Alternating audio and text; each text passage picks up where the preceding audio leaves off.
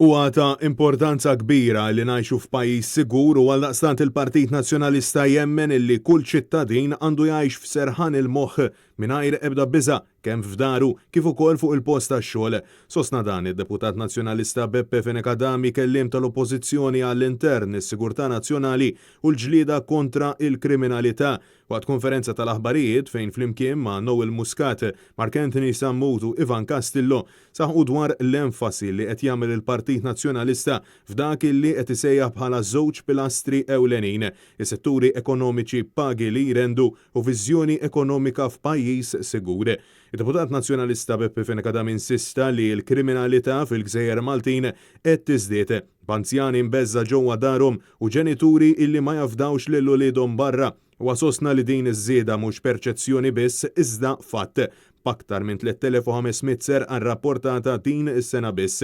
Għaldaqstant saħaq li l-Partit Nazzjonalista fil-Gvern lest jinvesti b'mod qawwi fil-korp tal-Pulizija. Il-commitment tagħna huwa li Gvern Nazzjonalista ġdid jinvesti bil-qawwa fil-korp tal-Pulizija, korp li għandu jkun korp iddixxiplinat, organizzat u mammar bl-aqwa mezzi biex jiġġieled il-kriminalità. Is-Sindku ta' Swieqi Noel Muscat insista li pajjiż ma jistax ikollu viżjoni ekonomika b'saħħitha mingħajr sigurtà u tkellem ukoll dwar l-importanza li l-ħaddiema Maltin u Awċin ikollhom kwalità ta' ħajja aħjar li timxi mas-sinjali ta' żminijiet tal-lum. Biex ikollok xogħol ta' kwalità trid tkun innovattiv, trid taqra s-sinjali ta' żminijiet u biex tagħmel dan irid jkollok poplu imħarreġ. Il-kandidat għall-elezzjoni ġenerali Mark Anthony Sammut saħa illi quddiem l-aħħar rapporti brabta mal-iskandlu tal-MFSA, il-Prim Ministru Robert Abela flok ħares l-interess li tibda ssir ġustizzja fil-pajjiż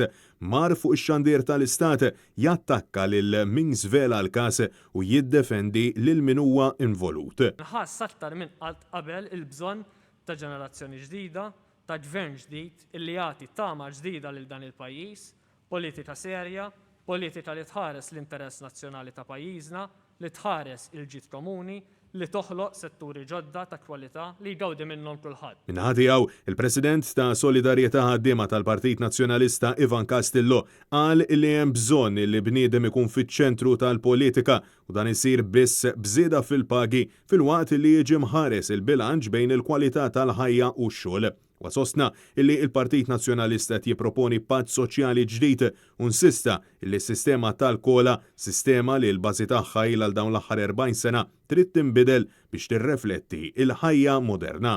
Il-Partit Nazzjonalista qiegħed joffri ideat, modelli ekonomiċi soċjali ġodda, innovattivi sabiex inkunu nistgħu intukom u ngħidulkom kif nippretendu li għandkom intom ikunu mibnijin il-futur ta'kom ekonomiku sabiex kunu tistaw tgħixu ħajja aħjar. Francesco Catania, għal Net News.